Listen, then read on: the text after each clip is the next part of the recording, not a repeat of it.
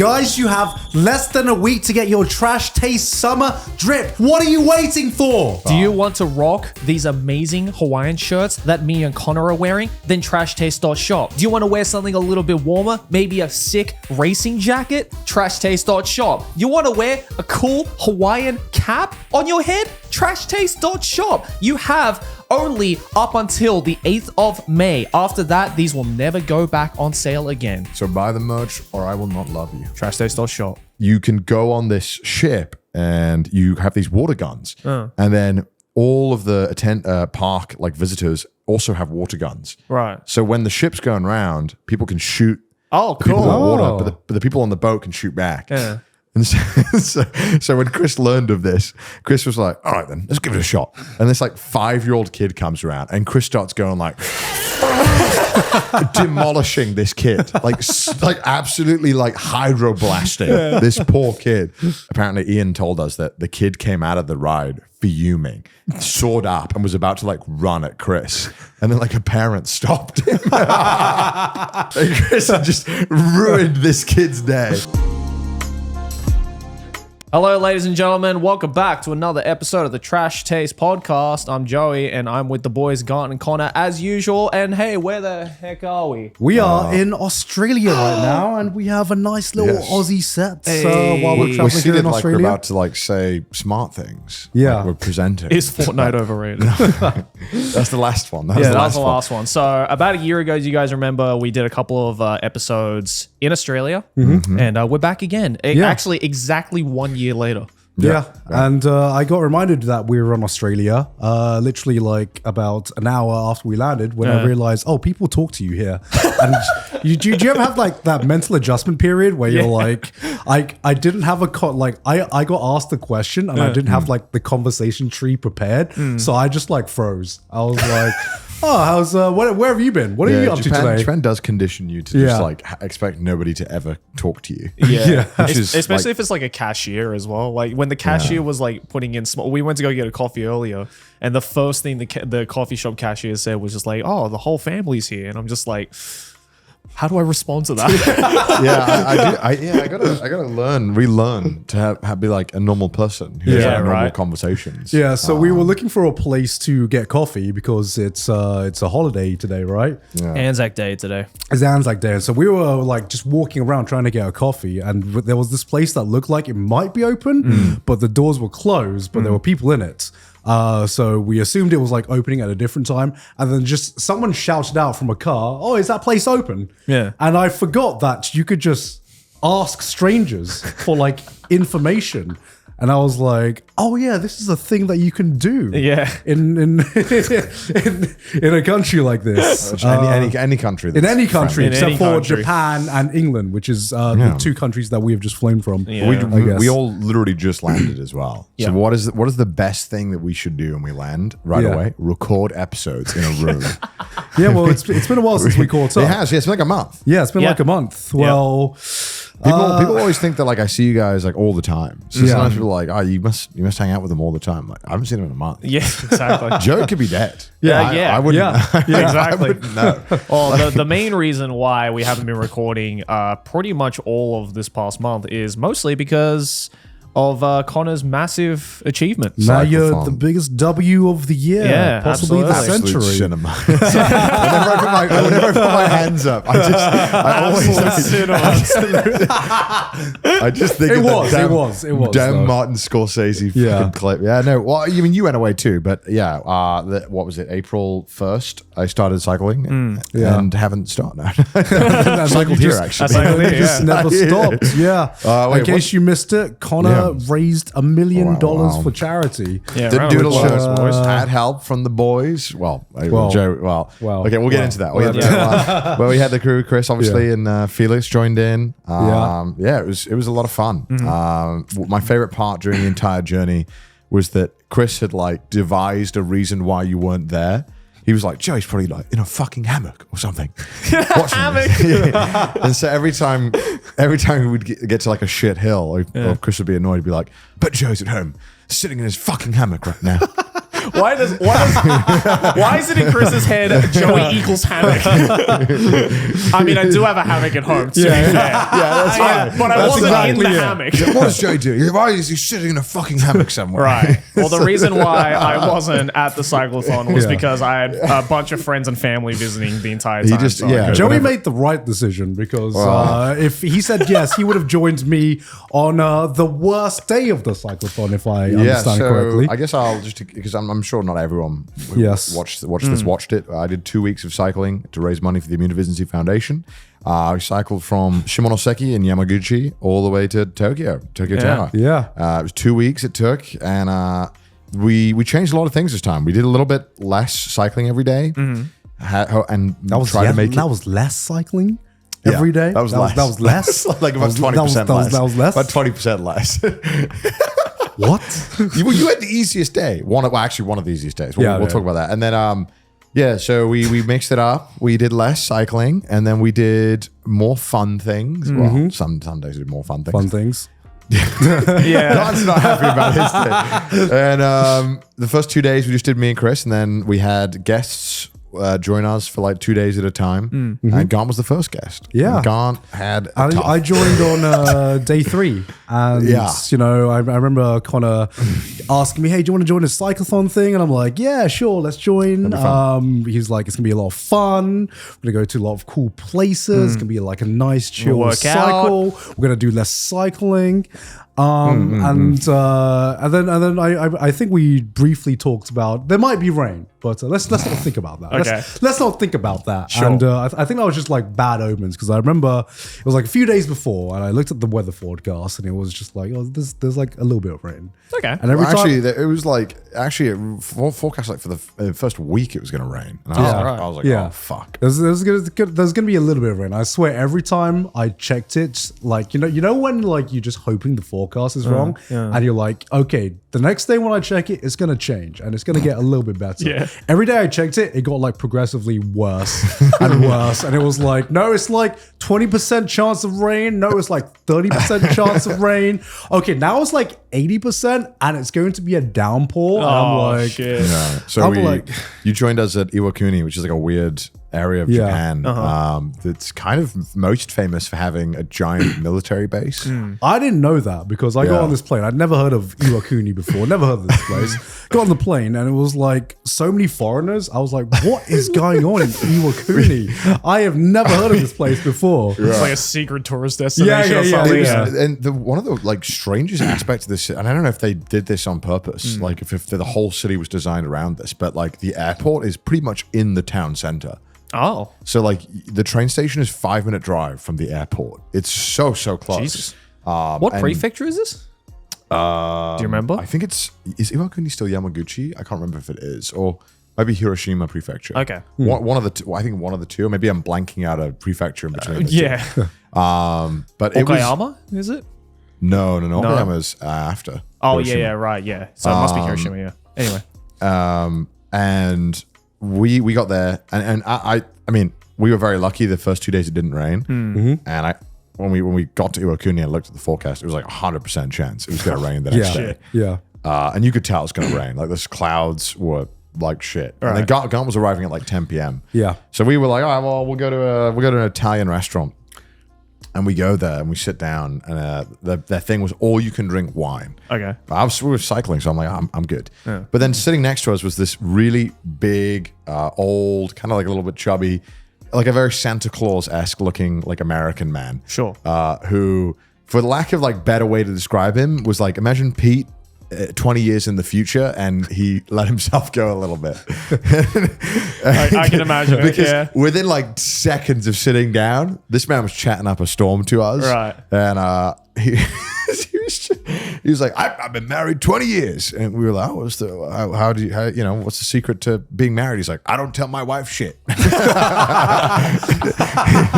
then he's like, that's the secret to being happy. He's like, you got to keep a little bit of secrets from her. And I was like, what is blood yapping about? Yeah, I know. I mean, it must work. He was just telling us about, like, he was like, yeah, I used to be so rich, and then now I'm broke. He was just like laughing. And then he was like, no, don't order the wine separate. Make sure you get all you can drink. And we were like, it's okay. He's like, get the all you can eat pizza. I was like, no, I'm good. And he was just talking to us, and he was telling us all about how he designed the military bases and yapping. And then we had a nice meal, and we finished up. And then Garnt came, and then you came to the hotel room, right? But we were already asleep by then. Yeah, you guys were already asleep by the time I arrived. So I woke up, and I was like, maybe last minute chance that maybe God will bless me with the weather on like the first day. Right. Wake up. It's fucking downpouring, it's man. Really like full on. Like it is like the UK weather, bro. It's like torrential rain. Yeah, it is like torrential rain. And it's probably a good thing that it was like day one, because at least like my spirits were about as high as they could be, because I wanted to like bring some energy. Yeah. It was like, how could it get one. any worse? How could it get any worse? Yeah. And I was like, still smiling. I was like, we'll get through this. And it was like, I think it was the first leg that I've realized, this is fucked. I'm fucked. I remember we went to the Combini for breakfast, and then Garnt looked tired, and then we were buying the coffee and sandwiches, and Garnt goes, "It'll be type 2 fun, right?" I said, "No." It won't. This will not be any fun. I can confirm. So if you don't know, type 2 fun is the type of fun that you look back on and you have fun. Yeah. Now that I'm looking back on it, it was not fun. It was absolutely not fun. It was character building. Damn. Which is not type 2 fun. It was character building. It was bad. It was like, I think it was about 80 kilometers, which is one of the more like, I'd say average days. It wasn't like too much, too bad, but it did have a lot more hills than what we were doing. Right. Yeah. So it was hills combined with... And it was pouring the whole time. Yeah, it did get a little bit less, a little bit during lunch, but then it came right back. Yeah. And like the Google forecast thing, I'd never seen this before. To like judge how much rain, they have a raindrop that's like either like a little bit full. The raindrop was full. Yeah. I think it was like 8 centimeters an hour of rain. Jesus. Yeah, it was, as we're cycling, it's literally just complete puddles on the road. Can barely see because of just how much rain there is. Far out. Freezing as well. Yeah. It's so cold with the rain. Yeah, that was something like I didn't prepare for, which I brought some rain clothes. It doesn't do anything though. Yeah, it doesn't bad. do anything. And I fully realized that when even before we got to lunch, we had a pit stop, and I was like, I can't stop shaking. And I felt very bad. You put this man through torture, bro. I did it too. I mean, you put yourself through torture. I said yes to it. It's for a good cause. It's for a good cause. It was for a good cause, but... This is what you missed out on. Yeah. Oh no, what a shame. Joey, yeah. It was so funny because we cycled like, that first pit stop, we stopped by, what was it, Miyajima? The famous shrine in the water was it? Yeah. And we were like in the parking lot, be like, "No, you can maybe see it over there." It's just like no fun. You can see the outline of it. It was like, at least with like the cycling special, I was like suffering. But I'm like, what a fucking beautiful view. What a fucking beautiful view. Yeah. In this one, I was suffering, and also the views were shit. I could not see shit. So I was just cold, shivering. I don't know, man. I specifically remember in the cycling special, there was a segment where you clearly said, "Fuck this view, fuck everything." So even if the weather was good, man, I don't know if you would have been I was like, take me back to that view, man. See, like, remember how much we cycled in the cycling special? Garnt cycled like I'd like an extra 20 kilometers. In the rain. It was uphill. And it was more uphill. Yeah. So did you at least have a proper bicycle this time? Yeah, I did have a proper bicycle that's this good. time, which I think definitely helped me on the first day. It was the second day that I really that was like a different issue. So like the first day, I actually felt pretty bad because I actually complained less on this one, even though it was like way worse of an experience. I complained less on because it was for a good cause. I was trying to do it for charity. Of course, yeah. I actually wanted to be. I feel kind of bad. I haven't told you this, but I wanted to be more entertaining. I wanted to be more on camera, more energetic. But like all of my energy day one was just surviving. No, I don't think anyone blames you for that. I mean, I felt bad bad. No, I wanted to bring more energy. It's tough, man. Because unlike the cycling special, I did actually train for this one, and I'm so glad I did actually try to up my stamina for it, because like I got asthma and all that stuff. And I mean, you did great. I mean, like you powered through and did it. That's it's not an easy thing to do. I definitely couldn't have finished it if I came into it with the same like physical capabilities as like the cycling special. Right. There was absolutely no way. Yeah, you were a lot fitter than when you did that one. Yeah. And even though I was fitter, I just about hit my limit when we got to like the end goal on like day one. I know. And I was just like, holy shit, I'm at like 0 now. I couldn't have gone on if there was like an extra like 5 kilometers or something. I would have been like, guys, I got to call it. I mean, you could have easily, we said to all the guests, I think next time if we did it, we'd give the guests e-bikes as like an option, because the e-bikes don't last all day either. But like once you get to a hill, it's like, you don't need to suffer like sure. You don't need to do this. Yeah. Like, I don't think killing a guest is like worth the point. And then you can focus on being more entertaining, right? And I actually think like honestly, I actually think day 2 was tougher for me, even though like you're just dead. Even though like it was technically the easier day, because day 1 was like, all right, grit your fucking teeth, get through this. Power through the rain, you fucking got this, Garnt. And I like expended everything, willpower, physical prowess. And then day 2 came, and even though it was like the easier day, I remember the first like 10 kilometers of that, I'm like, fucking hell, I can't, I fucking can't, I physically can't. Day 2 is always the worst, I think, actually, of any of the cycles that I've done or any kind of thing like that, because like day 2 is the first day where you've just done exercise and your body really doesn't want to do it. It needs to because rest. like day 10, I'm like, all right, I really like, I'm kind of in like Groundhog Day and I don't want to do it. But like in terms of like doing it, I'm like, well, we're done at 9 days. But day 2, it's like my body really wants, and not every other day, any other day that you would work super hard in one day, you would normally take the next day off, right? Where does it hurt the most? Your ass. It depends on the guest. Pete said his neck hurt the most. I can see that because you're looking up a lot. Because you're looking I up see. because on like a proper road bike, road bike, so you got to look up. My ass hurt so fucking much that it physically, I like got nightmares of like I'm not even joking. Like I remember the day after the cyclethon, I had a nightmare where I never remember my nightmares, but for some reason you remember this one? For some reason you invited me to watch Dune 2. Why is that a nightmare? That's something a great time. And then I went, and then we go to the cinema, and I remember instead of having like comfy seats, they just had like the cycle seats, and I'm like, Connor, I can't sit through this for 2.5 hours, and you're like, but God, we gotta watch Dune 2, man. It's so worth it.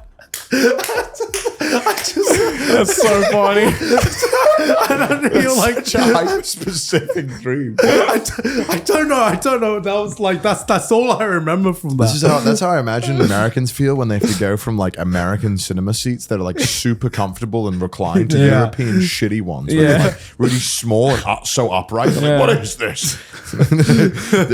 Such a funny dream. Yeah. So like I like day two was mostly just me trying to like stand up because I physically like could not sit on my seat at all.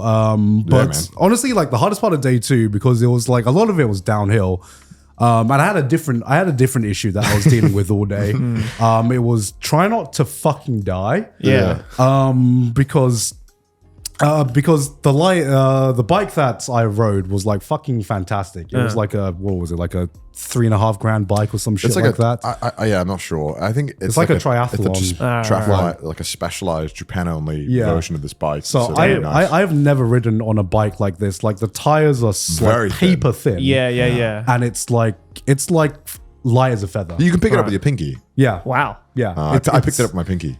Yeah, it's so light. So normally it's for like experienced riders, and I am not an experienced cyclist at all.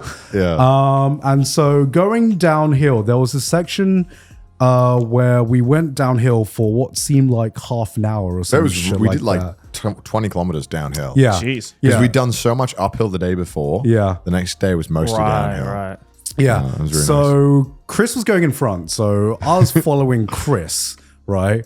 And he just speeds downhill, right? And I was like gripping my brakes for dear life because you're going downhill and you got trucks just like overtaking you like every 5 minutes or so. Right. And every time the truck passed me, it made like a wind vortex. Yeah. And because my right. bike was like the truck was like a Tesla zone, and my bike was just like being sucked Yeah, into because it. like obviously you have loads of wind coming your way, and then the truck just suddenly cuts it off. Yeah, and then yeah. your bike goes like whoosh. Yeah. like you do like get sucked in. Like the air pressure, right? Like, Yeah, it's really like weird. the air pressure gets sucked in, and like if a truck got too close, I was just like you could feel Right. the wind just blowing me about. Because that clip did got a lot of views because Yeah. people were like, "Holy shit!" Because the guy, because when I watched the clip and it's like me going, "Holy shit!" I'm like, "God, truck!" Because the truck went really fast by me. Yeah. and you were obviously not as close Yeah. to the curb, but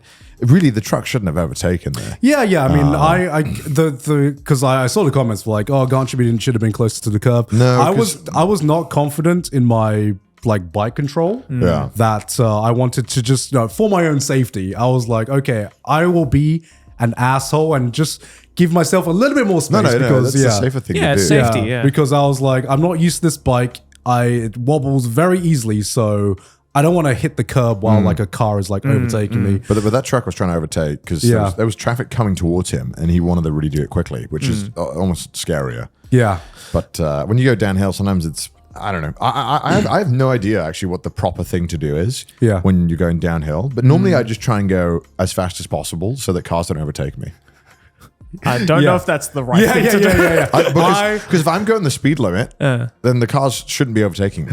Yeah, I have And then I normally go a bit more in the road. Yeah. so I don't know. But obviously, I wouldn't do it on your. Actually, I wouldn't have done it on your bike though. No, My bike's got thicker tires. yeah, my bike was like that was scary. if I lose control for just a second, and I had flashbacks of the Hawaii special where I lost control and I immediately fell over. I was like, if I fall over while it's not going worth down it. this hill, I am going to die and Yeah. get run over. Yeah. And I remember there was this fucking like the most terrifying part of the cyclethon, which unfortunately wasn't on camera, was Chris went into this tunnel. Oh my God, yeah. And apparently cyclists weren't allowed in this tunnel. No, we were allowed in the tunnel. Okay. But there was these two roads that came out afterwards. Yeah. And I'm a flame Chris. I'm looking at the maps. I'm the one like guiding us. I'm streaming too. Yeah. And Chris won't even look at the fucking road signs. It clears this big no bicycle sign, and Chris Yeah. goes right fucking down it. Oh my And it God. says no bicycles, mainly because it's not that long. So it honestly, it was fine. They went down it, but Sure. probably shouldn't have Yeah. because it's like basically cars are coming down at like 50 kilometers an hour, and it's really tight bends around a corner that you Right. can't see. Yeah. So the only worry is that if people were coming down too fast, there wouldn't be enough room for them to slow down. Yeah. So I remember following Chris into this one tunnel, and it was like super dark, right? To the point where you could not get a clear vision of the road. Yeah. So I was going down at however many kilometers per hour I like was 30, going down. probably Probably like like, sorry? 30 or 40, Yeah, probably. 30, 40 with like trucks overtaking me. Couldn't It see is the so road. scary. And I was like, if I hit a pothole, I'm dead. Yeah. I'm just dead. I'm putting my faith in God that I'm putting my faith in one God and to the Japanese construction workers that they have made an immaculate road Yeah. that will not like falter at all. Not to be like that like conspiracy guy, but isn't it like the chances of having potholes in tunnels way less? Because isn't potholes caused by rain? Not sure. I have no idea. Well, have but I no guess idea. if it's on a mountain, because the rain would go down into it. Yeah. I don't know. But 'Cause also it- temperature differences. right. Because the water expanding. goes in, freezes, Yeah. expands it, and then when Yeah. it thaws, it cracks. I don't know. Maybe. I don't know. I don't know. But what the size normally, potholes are. I mean, I don't know what the best way to handle it is, but normally Yeah. I just come off my seat and then put my legs as like suspension and grip really Yeah. tight. So if there's a bump, my legs just go like, my legs Right. tank it. Yeah. But I mean, like, there's some really nasty potholes there that are like, Exactly. So before Scary. this tunnel, like this, I was like locked the fuck in, and you have to lock you it. have to be locked the fuck in. What made it like even scarier was, you know, a lot of it I was comfortable because I could hear Connor behind me. Yeah. And then like before the tunnel, the last thing I heard was, "Oh my God, chat, this is so hype." And we go into the tunnel and then I don't look back. I don't hear Connor at all. Yeah. And I'm just like, okay, can't hear Connor, whatever. Maybe he's like slowed down, whatever. I continue bombing it down this hill. Don't hear Connor. I see Chris stop at the traffic lights. I'm like, finally, after like 10 minutes of going down this hill, I'm like, catch my breath. Look back. There is no Connor in sight. Connor is like oh my nowhere God, to be he's dead. seen. And I'm like, is he fucking dead? is his last words gonna be, "Oh my God, This is high. Would be a good clip though. Yeah. No, I saw the sign and I was really confused and I stopped and I was like, I wonder. And I was trying to figure out what to do. And then Chris just like texted me like, "Oh, come on, dickhead, go ahead, go forward." I'm like, "Chris, I don't want to fucking die." So I was trying to figure out which way to go. And then it turned out if I went off the main road, it would join back up really quickly. Oh, okay. So it was not a big deal, but in the end, it took like 10 minutes to figure that out of me looking at the map. Right. So I didn't die. Yeah. But most of the time I was trying to body block for Garnt. I was trying to like get behind him so that like, and leave a little extra room so they wouldn't try and overtake. Right. Because sometimes they can see me, but I always worry that when they overtake, if they think they're just overtaking one cyclist, Yeah. and then when they come out, they see like three, and they're like, fuck it, and it's like, no, don't fuck it, don't fuck it. come, stay, don't overtake us. There's three of us together. Yeah. So try to keep safe so that doesn't happen. But obviously, sometimes people still overtake. But I mean, I don't mind if it's a giant open road and you can clearly see no cars. But I get nervous when they speed up really quickly and they can see a car coming, and I know that like what are you trying to do, man? Like, is it really worth 5 minutes of your life doing this risk? But some people are like, yeah, it is. Yeah. It is worth 5 minutes. It's like, you're going to stop at a fucking 7-Eleven in 2 minutes to get your fucking coffee. Yeah, I think you can fucking just wait. Some people have played too much GTA. Yeah. But I mean, Garnt had second day, that was the challenge, but the first day we managed to survive it. Honestly, but the okonomiyaki we had was amazing. Yeah, that was amazing. Honestly, Ian knew a great Well, place. I thought you weren't a fan of okonomiyaki. Dude, this one was great. okay, Yeah. after a cycle, it's just like anything tastes Let's like go. fucking. And it was Hiroshima style. Yeah. Oh, yeah. yes. Hiroshima Because we style's were in way Hiroshima. better. Hiroshima style is goated. There was like this really Ian knew this mom and pop shop, and it was awesome. They did this they asked what type of noodles you wanted as well in your okonomiyaki. So there's some spicy, crispy ones. Hell yeah. It was so good. So but good. it was so hard to enjoy the meal because I was just so cold. And I was trying to warm up. Yeah. And then we went to like this hardware store after it, which kind of helped. You went to the hardware store to warm up? Well, we went to get more because all of our stuff was so soaked. Oh, I see, So I we see. went to get new rain gear. Yeah. It turns out like everything that says it's water resistant or waterproof is true for about 30 minutes. Right. Until the rain just wins. Makes its way The rain, in, the yeah. rain it just says, nah, I'd win. It's true. Dude, it doesn't matter how thick it is. If you're just in the rain for so long and it's that bad, it just gives up after Yeah. a while. Yeah. Like the gloves, I had gloves and then I had basically a very thick plastic bag over my hands. Right. And after about 30 minutes, it just Still doesn't do soaked, anything. It yeah. just doesn't do anything. Yeah. But it did help a little bit. It did help. But again, like the hardest part is just like you start at like 9 a.m. and you're already soaked by 10 and cold, and you're like, I'm gonna be like this until like 6. And there's not a whole lot you can do about it. Yeah. Honestly, do you know what my biggest regret is? It was that my suffering wasn't on camera more. Yeah. Yeah, because all of my because the difference between like this Cyclethon and the Trash Taste special was that there was always a GoPro Yeah. to like document all of the fucking shitty things I was going through and Yeah. all my complaining. With the Cyclethon, because I was just like surviving, Connor and Chris were just like 90% of the time just like way ahead of me, just waiting for me, and it was just me going kill me.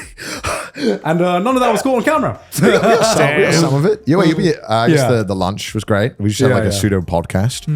Yeah. We were like trying to avoid doing anything but cycle. Yeah. Everything all right? There was footage of Paul did take footage. Yeah, and Paul got a bunch of footage. Okay. So you're being Chris's video. Okay. That's So your good. suffering did not go in vain. And when we went up that giant hill in the middle of nowhere, like where I was downpouring, I was like behind you. I was Oh hype. yeah. That was a hype. fun That was moment. hype. Yeah. And then we finally beat that hill. Yeah. It was good. So some of it was type 2 fun. Some that's a reach, but I'll take Garnt it. was I'll so take it. depressed when we had dinner that night. You were like a broken man. You were like, I was. I've never seen you so broken. We were trying to eat yakitori. Is that picture that you guys posted with the gravy? Yeah. Garnt looked dead inside. It wasn't like that night. It was like, oh, I gotta do this again. And that was the only day out of the 14 days that we had rain. We got super lucky, and no other days rained. Yep. Yeah, it was just like perfect after that. Damn.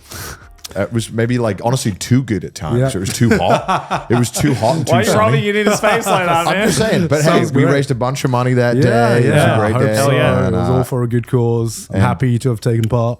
Hey, and everyone is always like, rip Garnt, he had the hardest part. Boys, we have hijacked the Cold One's office to let you know that this episode is sponsored by Vessi. If you're a regular watcher of Trash Taste, you know we are a massive fan of Vessi. I'm wearing them right now. We're in Australia right now, and as you can see, the boys have bought the Vessis with them. We just went on a hike in the rain, and how are your feet, guys? Absolutely dry. You know why? Because Vessi is built for any weather, rain, sleet, snow, or shine. Vessi will have your back. And also with summer coming up, you want your feet to stay cool and breathable, and Vessi's got you on that too. One of my personal favorite from their collection is the Weekender sneakers. Tell me all about it, Garnt. Well, Joey, let me tell you, they can embrace any weather. The Weekender sneakers are perfect combination for unpredictable weather, whether it's sudden rain, showers, or a sunny day. These sneakers keep you comfortable and stylish. From a casual work day to a weekend adventure, the versatility of the Weekender sneakers ensure a seamless transition. And obviously, they make you 10 times sexier, guys. You're goddamn right. And Vessi's brought out a brand new item, the Westerly Coach Jacket. You can never go wrong with this stylish Westerly Coat Jacket, perfect for those days when the weather just can't make up its mind. Easygoing and versatile, this waterproof jacket has got you covered,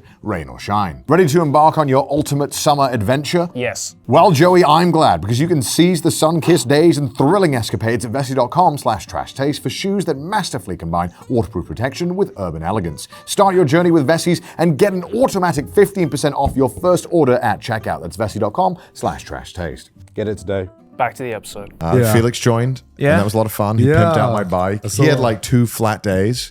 But even like Felix, right? Felix is like super fit. By the Yeah. end of the second day, he was like, "When does it end? I wanted this to stop." He was very he was struggling, but he got through it. Yeah. But he didn't have nearly as many hills as you. Yeah. So I think like you had a way harder day than Felix by a mile. I'll take it. GG, I'll take GG.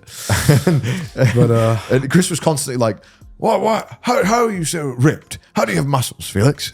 And Chris was like obsessed with it. He kept being like, "Why are you so ripped?" Well, he doesn't need fucking cameraman. Yeah, I was like, Felix was just like, "Hey, Chris, if you stopped eating and drinking the stuff you do, you'd get like this Yeah. pretty quickly."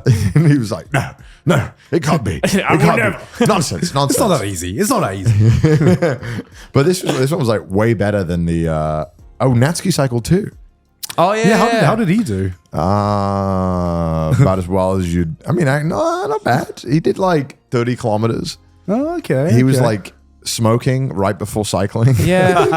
Well, And like nearly fell off because he kept trying to do like Instagram stories while cycling. And he's like not a good cyclist. And he's like, "Whoa, fucking shit phone, fucking." It was funny. I kept trying to like help him out. I was like, "Natsuki, you're in the wrong gear. You're in the wrong gear." well, dude is almost 50. So. Yeah, I know, Yeah. but he did pretty good. Yeah. And then I think he had so much fun because Chris fell over. And I've never That seen is a man. Natsuki's favorite thing. I've Yeah. never seen a man cackle as much as that. Because Chris was like trying to capture something on like his GoPro. And he was filming me. And then I guess he was going a little fast and went into my bike. Yeah. And then there's this like Looney Tunes ass crash sound. Let me play it for you. Because Yeah, I need to it's see so, this. this crash noise is so funny. And every time I hear it, I Someone should just edit the fucking Tom and Jerry scream on top Yeah. of it. it's so. All right, listen to this. Listen to this like this wonky ass. Okay. この街だすごいなすごいとピリオドですね Oh my god What did you just do? What did you just do?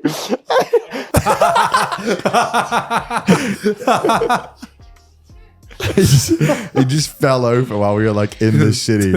Just like 180'd on the bike. It was so funny. It was so funny. And every time I hear that sound, it just it makes me laugh so much. Because he just, oh my God. It sounds like when, like a cartoon character falls down the stairs. Yeah, it's literally like it's a, literally like that Simpson, sound. like Family Guy, like falling down the sound, like the stairs sound effect. And then Was he all right?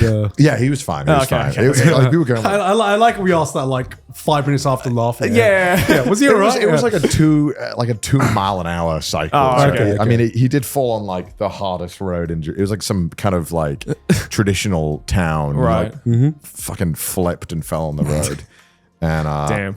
like yeah, I remember As long as that was he's such alright. a strange place as well. I can't remember where that was. That was like right before like Nagoya. But we used to go to Legoland too. That was so fun. Oh shit. The Legoland? Yeah, we when we were cycling through Nagoya, which is possibly the worst place I've ever cycled in my life. Nagoya. Bro, it is. sucks. Yeah, it is the most city in Japan. For sure. Everyone in Japan makes fun of Nagoya for being like a soulless like city. It is a bit. When we were cycling through, admittedly, we were cycling through the outskirts, but it was just endless. It's so big. I didn't realize how big Nagoya is. Yeah, Nagoya's It took a massive. day and a half to cycle through Nagoya. Yeah. Wow. And it was just shit roads, just shit everything. Nothing was beautiful. Even when there was like scenery, it was shit. And the only good thing was Legoland. Right. Which was really, dude, Legoland's sick. Really? The miniatures alone. I've always wanted to go. I think I would never go to Nagoya just to go to No. it. No. Again, I Yeah. was about to say, like, that's the only reason why I haven't Yeah, gone, yeah, because right. I'd have to go to Nagoya. If I just happened to be in Nagoya, I would go there for like half a day. Like Oh, okay. Legoland's, it's a great like. We went for 2 hours, and honestly, I felt like that was great. Okay. Like I think 2-3 hours, you'd have a great time. Okay. Because the miniatures are so sick. Like it's like they've done entire cities. They have like a Hokkaido, Tokyo, Osaka, Nagoya. Oh, hell yeah. And like all of the stuff's like moving. What's that famous place with the cable carts? They have literal like Hakone? cable carts. Yeah, and like Hakone, like the mountainside of Lego. It's awesome. Damn. And the detail is like phenomenal. So even like as a grown ass adult, I was like loving it. And oh my God, dude, Chris had like, there's a clip of Chris when I was like, we should go to the pirate world. He was like, no, I don't want to go to fucking pirate world. And I was like, all right, well, okay, fine. We just go check it out. And we go there. And the main attraction is this, you can go on this ship and you have these water guns. And then all of the park like visitors also have water guns. Right. So when the ship's going around, people can shoot Oh, people in the cool. water, but the people on the boat can shoot back. Yeah. And so when Chris learned of this, Chris was like, all right, then, let's give it a shot. And this like 5-year-old kid comes around and Chris starts going like, demolishing this kid, like absolutely like hydroblasting this poor kid. And then for the next 20 minutes, all Chris does is just fucking maniacal laughing, spraying all these kids and their families. And like this one kid has this plastic sword and he's begging Chris to like stop. He's like, no, like surrender. And Chris is just like maniacal laughing, spraying this kid. And I've never seen Chris laugh like that. And then afterwards, right, we're like, that was funny. And then we go to this other ride. Apparently Ian told us that the kid came out of the ride fuming, sword up, and was about to like run at Chris. And then like a parent stopped him. So Chris just ruined this kid's day. And there was this other thing. There was just so many rides where you could like mess with the customers, and Chris was It's just like a supervillain backstory. Yeah, right honestly. there. Like he's just made. he literally made this kid into like the guy Syndrome. He like made this kid like fucking evil art. It was so funny. And Chris was just I've never seen him so full of like joy. He was loving Legoland. It was great. I've never seen him so happy. I don't think I'll ever see him that happy ever again. It was fun. And then we went to the worst part, easily to cycle over. We had to basically cycle over the base of Fuji. Oh, yeah. And apparently, I didn't know this. Someone on Reddit made this really cool like elevation graph of all the cyclethons. And it was by far the biggest hill we'd ever done. Yeah. I think it was 1.2 kilometers of elevation we had to go up. Jesus. I don't know how many. I think Burj Khalifa is what, like 400 meters or something? Burj Khalifa is 800, I believe. Is it? Yeah. So a Burj Khalifa and a half to cycle up. Jesus And, Christ. That's like 4 Tokyo Towers. Yeah. yeah, we could have done. I think that was the second to last day actually. So we could have done. So originally Pete was going to join us on that day and cycle with us, but Pete was like, I think I'm going to be in the car. So Pete only cycled for one day. So Pete did 1.5 days. So the day before the day 12, the day before the big hard day, Pete joined us for like 20 kilometers, and he had like a bit of a hill, like not that bad. But Pete was like, man, Pete was dying. It was tough. It was very steep, to be fair. Yeah, but okay. it was not like a really long hill. It was just very steep, and then it was done. Right. But Pete was like, that's got to be as bad as the one that you guys do tomorrow. And we showed him the elevation, and it's literally like this versus this. Yeah. It's like not even close. He's like, what? We could have avoided it, but we would have. If we'd avoided it, we still would have had to go up it would have been 500 meters less climbing. So it still would have been 700 But you would meters. have had to like done a big round around, right? But it would have been an extra, I think, 15 kilometers. Yeah.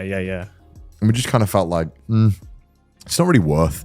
Because we also get more downhill when we're done. So we do less distance, more downhill. The reward is bigger.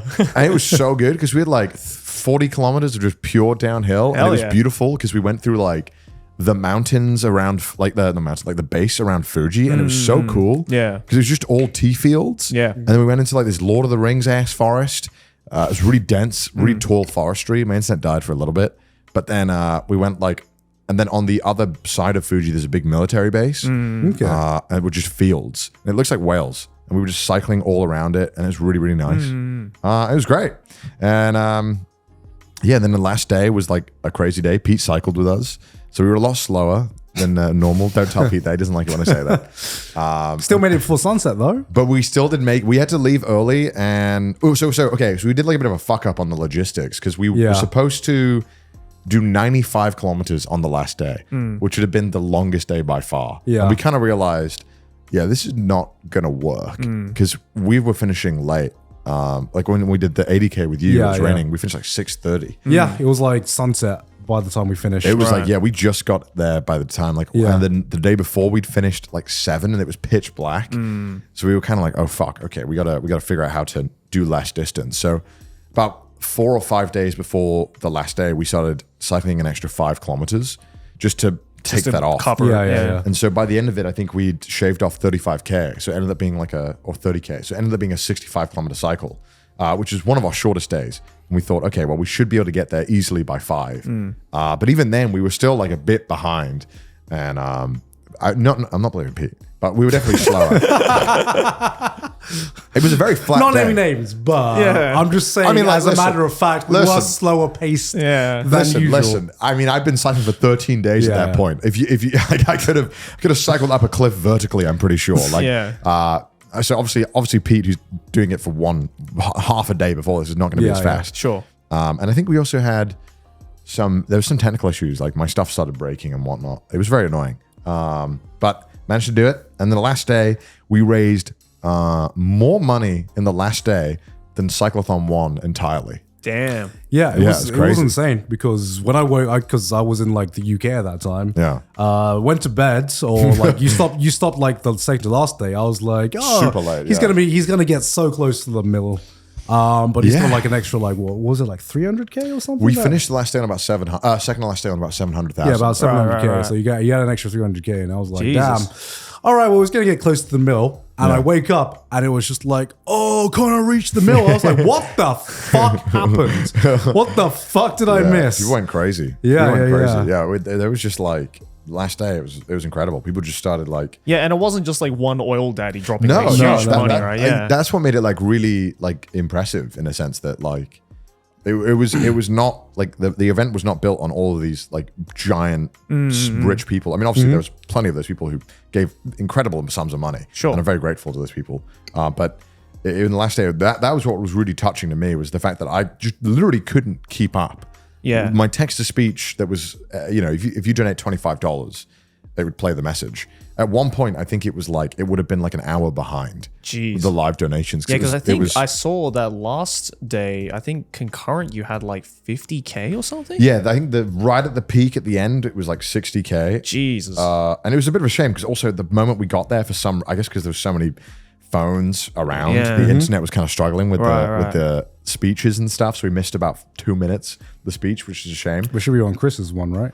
We'll be on Chris's video, and we did get the VOD up right away. So if Yeah. people did want to watch it, we uploaded the like 4K. If Chris gets it edited, And Chris, and so like yeah, so actually like We'll see it 3 months later. So like that's yeah. I mean, well, actually, the Chris's video for the Cyclethon 2 came out Just before the this day one before started. we started the third one, which is a Oh, is year. that what that was? Yeah. Yeah, because I got Yeah. confused because I It was was like, Cyclethon 2 that came out a year and like a month later. yeah, because I thought like when I saw that video in the sub Yeah. feed, I was like, wait, but we're doing this they tomorrow. just they haven't Yeah. started this cyclethon yet. So I'm like, Yeah. how is he getting this footage? Yeah, well, so that, so I think Cyclethon 2 was like really tough because we were doing way more distance.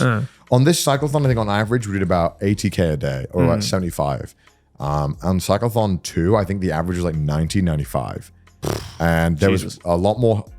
The hills weren't, we didn't have any hill that was worse than the hill we did in 3. But one thing that was really annoying about Kyushu, and I guess Google Maps is really bad at this, is that if there's hills that go up and down like very quickly, Google, especially in the mountains, just recognizes it as flat.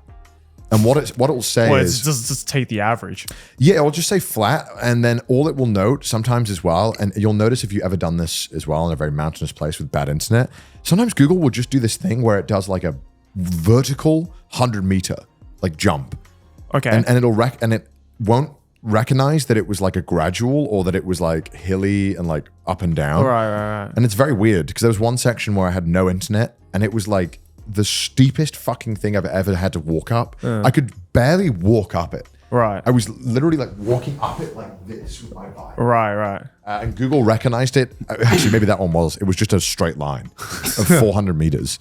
And Kyushu was kind of really tough because the weather was shit. We had like 3 days out of the 7. Oh, like three or 4 days out of the 9 that were rain. It was way more hilly up and down constantly, and it was way too much distance. So Chris was miserable, and thus was not very good on camera. Right. So like you watch Cyclethon 2 video and you see that like after like day 2, Chris just doesn't talk. And then on top of that, like I feel like I had schizophrenia because I was just talking to myself and Chris was just listening to Stalin audiobooks. So like I think that made it so that it was way harder for both of us. I don't blame Chris because like it was just mentally draining. Yeah, of course, Like it of was course. fucked. Yeah. It was just not fun. Obviously, it was a huge success It's as an just event. funny to hear that dichotomy between you and Chris. Yeah, I mean, I was really trying to make the most of it, but it was really like fucked. The second one was really not fun. This one was so much better in every single way. And even like Chris was, I think being on camera all the time is tough. But I mean, Chris nailed it this time. Chris was super like engaged and really had a great time. And I think because we just said like, look, let's just do a little less distance. Let's try and do stuff like Legoland. Let's try and have a bit more fun. Because I think we are better at cycling as well. So if we need to do like 75K, we can do it a lot quicker. Right. So I think it was a good move. And that's why Cyclethon 2 video I don't think came out. Because he just didn't want to watch the video.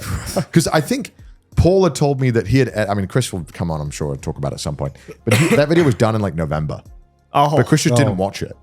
Oh. I don't think, I've had, as a YouTuber, I can sympathize because I'm sure we've all done this where you must have filmed a video one time that you knew was not a good video or a good experience. Yeah. And it was almost hard to watch the video back. Oh, yeah. Yeah. And I really put off doing some videos because I know I'm going to have to watch the footage and like review it and make changes. And knowing that 1 hour video experience would be such a horrible watch. Yeah, because that I you're won't like reliving it. Because I shit really that- don't want to relive some videos. Yeah.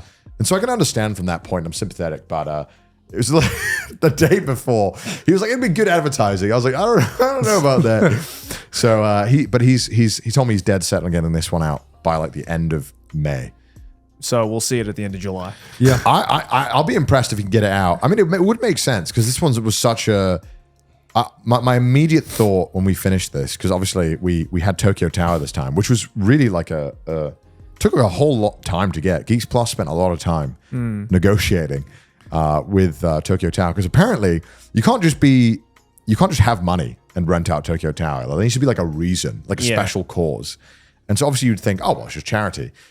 Not quite. Like we had to actually like really like with the help of geeks and with the Immune Deficiency Foundation, kind of like pitch why it was a good reason. Right. And luckily they were like, yeah, okay, that's cool. Then you have to pay Tokyo Tower, and then we had help with one of the things in Tokyo Tower Red. Who I don't know if you've ever been there. Have you seen this thing in Tokyo Tower? Yeah. It's kind of nuts. I have, yeah. They had kind of helped us do that, so that was really fun. And then we had like a whole like a marathon-esque finish. We had like the gates. And then we had like the interview stage with all like the sponsors. The interview stage looked lit. Yeah. It was so well done. I was so nervous because I kind of trusted geeks to do it because I was cycling and I tried to do as much of the stuff as I could before I left. But as we were getting closer and closer to the date, I hadn't really heard anything about what was happening. So I was like, do we have like a stage? Do we have like microphones? Like what's happening? They're like, yeah, we can get a microphone. It'll be sorted. Don't worry. And then I was like, Chris, what are we going to talk about? I was like, okay, we'll just do like 30 minutes. We'll chat. We'll do speeches. We'll say thank you. And then we'll just do that. Yeah. And I didn't know anything. I knew there was going to be a gate. I knew there'd be a stage. I knew a microphone. But then when everyone had like these party poppers and everyone came out, there were so many people. It was awesome. It was like, it was perfect. Yeah, it was hell such yeah. a cool What ending. an ending. So worth thinking about doing that and having that epic like conclusion. Because obviously the ones before it, we would just go to McDonald's and then we would just end the stream. It's pretty epic. It was kind of cool. That's pretty epic by itself, to be fair. I mean, it had its own charm in its own way because it was kind of like we just did this crazy thing and then we just sit and eat a bunch of fast food. Yeah.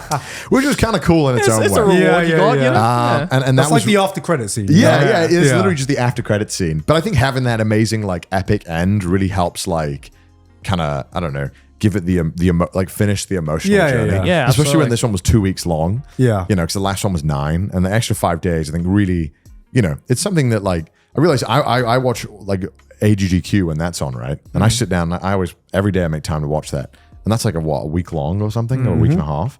Like 2 weeks is a long fucking time. Yeah. Oh, it is. It is. To do something. And so I think that's also why the donations, you know, the last day was so many people giving, you know, $25, $50, whatever amount, because I think that people had been watching it. And this is just my thought. I don't know if it is true. The people that have been watching it for 2 weeks and they're like, you know what, fuck it.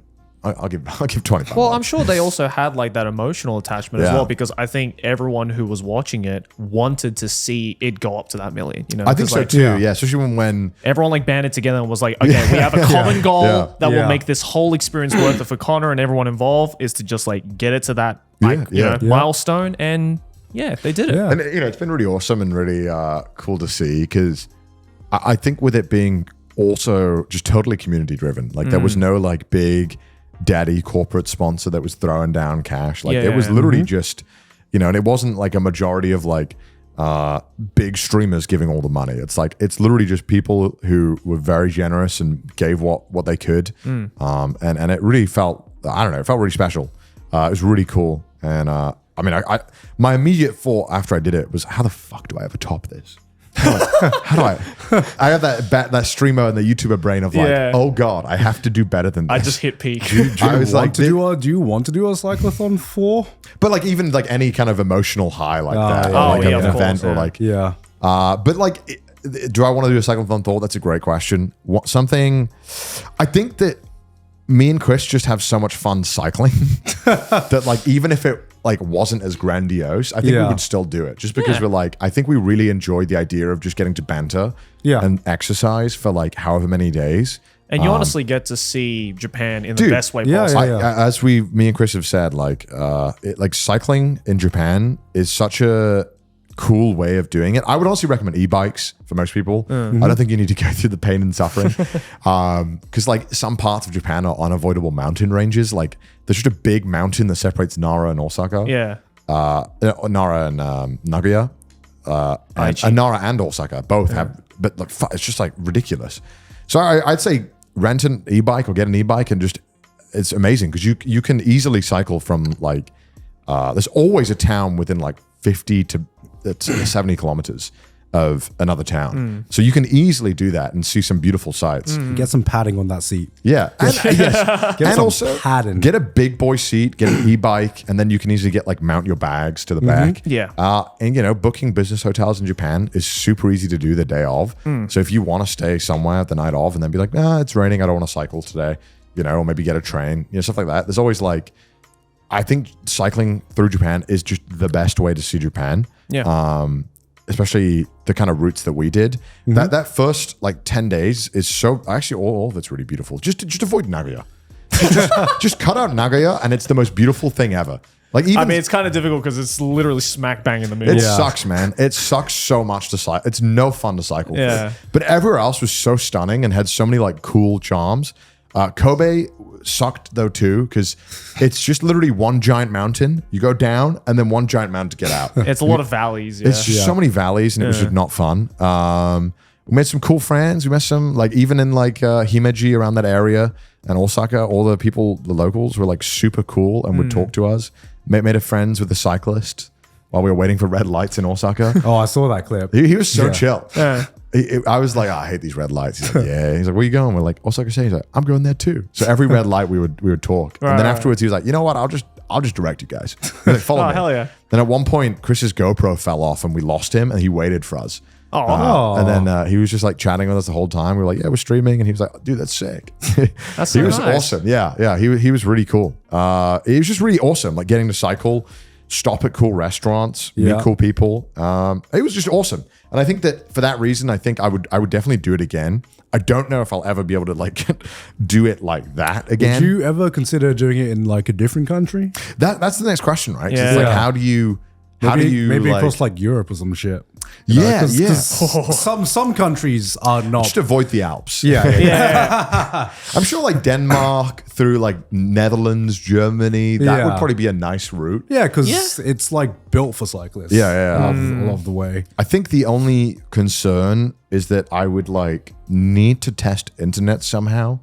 Like I'm pretty confident now that I can rock up anywhere in Japan. Yeah, definitely I'll not have internet. UK. UK is just Dude, like yeah. not well connected. People are like at all. Wales Cyclethon. I'm like, oh yeah, great. You'll see 5 minutes of it. Like, no, you won't. You know what I mean? Like it's the internet's so bad in certain parts of Europe. I'm sure Netherlands, Denmark, and all those places would be great. Yeah. Germany probably fine. So I think like maybe I just would need to figure out a way to test the internet and make sure I have enough internet devices for the whole time. That don't get like throttled into oblivion. But it was really fun, and I think for that reason I'll probably end up doing another one.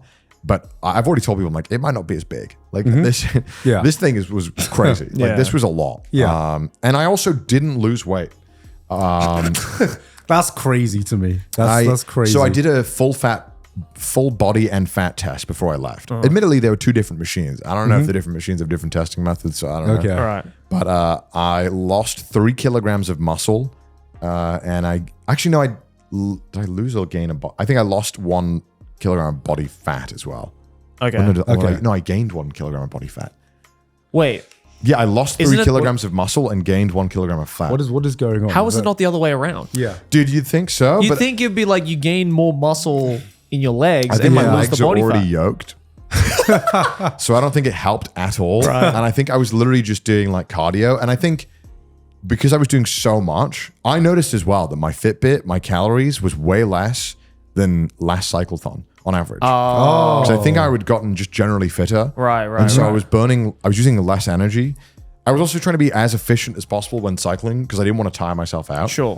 So I think, that's why. And I definitely ate a lot. Because I just didn't want to be tired. Yeah. And I remember last cyclethon, I definitely didn't eat enough. And there were some days where I felt just exhausted. Right. Yeah. And I never felt that this time. So I guess I just overate. Damn. Also my butt, like you mentioned the butt pain. Yeah. My butt, like the area where I would sit, it's like specifically there's like two circles on my butt where I would always sit. It's like sandpaper. Yeah. Because I Like asked the skin had been like sanded down. I asked So it didn't hurt. I asked Connor on like the first day. It's just like, you know how guitarists get calluses? It's kind of like, On that, their like my butt. Fingers. I'm Do like, you have a calloused ass? I'm like, Basically. how long does it take before I get a callus asked? 3 cyclethons. Three The first cyclethons. 2, my butt hurt all the time. And this time, it didn't hurt at all. Honestly, the only thing that started hurting towards the end was my hands, which didn't normally happen either. But now my palms are really like callous. Yeah. Yeah, they're like really like built. My neck has always been fine too. Your body's pretty good at remembering like not hurting. Well, if you've done it a bunch. Yeah, of course. Your body has probably like the weirdest fucking build now where it's like specced into like all your legs and your ass. Dude, I noticed when I was walking after the cyclethon that my inner thighs would rub against each other a little bit more, and I have to like take a wider stance while walking. But I try to keep up with the exercise, but the last few days I've just been eating and drinking a bunch with friends. So, and now that we're in Australia, that's going to continue. Oh god! So I've just any potential fitness gain that I already had, which was zero apparently. Apparently I gained weight. It's gone now. So great, lovely, so good. But it was definitely worth it. And good stuff. It's good as well because I've been working with the charity as well, the Immune Deficiency Foundation. I've been on. Before this, I have a call with them like every month, where we would just go over what they're doing, what the plan is to do with the money, how can I help more. It's been really great because like I think that as a YouTuber, the way I used to raise money for charity back when I was like, I don't know, like 21, 22, I would just kind of raise money. I'd be like, I hope it's working. Right, you know what I mean? I'd be like, yeah. everyone says this charity's good. And I'm just like, I'd be like, I kind of felt, I had this weird epiphany. I was like, I'm asking people to give money and I don't really know where it's going. Yeah. I don't fully understand what kind of impact What you're it's raising making. money for. Yeah, so it was really helpful this time, especially because I think also that's a problem when you work with really big charities, is that it's kind of hard to talk to someone and kind of have a bit more transparency. But the Immune Deficiency Foundation is a bit of a middle-sized charity, so they're a bit more open, and I can talk with them and have a bit more of a friendly relationship with them. And so that's been really cool seeing where all the money's going. And they're so sweet. They sent me like a bunch of videos from kids who they really know how to tug my heartstrings. A bunch of kids that were like really into streaming, who got to like, so a lot of the money that goes to flying out like doctors to raise awareness, because the primary immunodeficiency and CVID are like really like unknown diseases in terms of awareness. And you have to, like, I didn't realize a lot of the money goes towards telling doctors like, hey, you should be like looking out for this. Right. Because doctors just aren't thinking about testing. So a lot of them get flown out to these conventions, but they also fly out patients to meet other patients, because it's very lonely, and to also get to speak with doctors and specialists in the field. And so they give like scholarships to kids and patients who get to go to these conventions to do it. And got videos from some kids that really love streaming and were like, thank you, Connor, for raising money. Your money directly allowed me to go to this. And I was like, God damn it. If they're trying to secure me to raise money for them, I'm like, damn. But no, it's really sweet. I send the messages back. Then even these kids are trying to fundraise, and they're like 10 years old and they're trying to fundraise. I'm like, you should be worried about like which game you're going to complete next. Or like, do you play Pokemon Red or Blue? Like, this is not, you should not be concerned with fundraising, but it's so sweet they're doing that. Red or blue? What is this, 96? That was I remember distinctly when my parents, I had to be like, do I want Pokemon Fire Red or Leaf Green? And then I asked for both. And I don't know why. But I love those games so much. Hell yeah. That's been the main thing that I've been up to. Yeah, I mean, it was like 2 weeks of this past month. I know. Yeah, fucking yapathon over here. But it was definitely like one of the best things I've ever done. And I think it was by far an improvement on the other two cyclothons in every way possible. Because, like when Ludwig does events and stuff like that, I speak a lot a bit about it. He doesn't like repeating events. He always wants to do something new. But I think if sometimes you do an event that's great and you're like, I think I know how you can just make this better in a way that will make it like so much more impactful. Right. And I think that this is definitely an example. Also, you just enjoy cycling. So I also just like doing just it. like cycling, I think. And it's like, it's kind of crazy because we've been doing the big productions with the Trash Taste Hawaii special. And I've done some of my own big shows. We did the charity auction.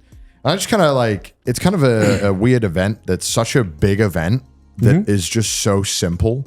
It's literally just me with an IRL backpack on a bike. And like, that's it. But it has like such a profound impact and I think viewers really enjoy it. and it's just so easy. Yeah, I mean we've I think had it's the charm, we've right? had all different stages. Yeah, of we tried like, everything. Yeah. of like production from like small and scuffed to the Hawaii special, which hopefully you guys have watched. Maybe it's still age restricted. Maybe they've not. edited Maybe we out. fixed it by then. I Maybe don't they've know. edited out my fucking cock, my speedo cock that we think got it age restricted. But that was like by far the biggest production we've ever done. We Yeah. had, which of course that has to be the one that got age restricted.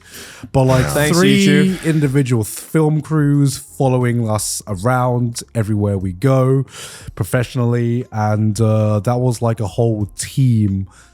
Getting like for just one day, Those are just so following many people around- behind the just camera. following us around Hawaii. Yeah, it was like a crew of like 15. Yeah. Crew of It was like like 15 20, people. 25, dude, Yeah, altogether. Yeah, it was a lot of Not people. including like the pre-planning and like pre-production.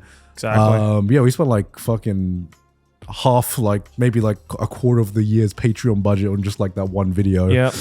Which was insane So to do. thank you, patrons. So thank you very much, patrons, for like giving us the chance to do this, and it still be demonetized and age restricted, and we'd be like, okay, thank God we got the patrons.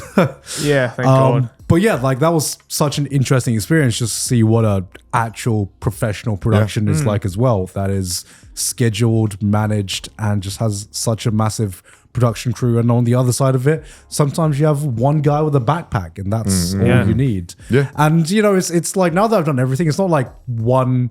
You can't really say that one production is better than another production. They both have different strengths, different charm. It also to it as totally well. depends on the idea as well. Yeah, right? yeah, Like it the actual totally depends on core the of the idea. video, sometimes simple is best, and then other times you're like, all right, in order to like fully maximize this idea, Yeah. we got to go big or go home. You know? Yeah. The only like thing that we did that was kind of cool tech wise was that figured out how to send a drone live feed to the stream. Oh, cool. Oh, So that's occasionally cool. we could, but it was kind of choppy. But Right. Yeah. we could As it is. Occasionally we had a drone POV on the stream. Hell which was yeah. really, Oh, that's which was cool. really fucking cool. That's pretty cool. Yeah.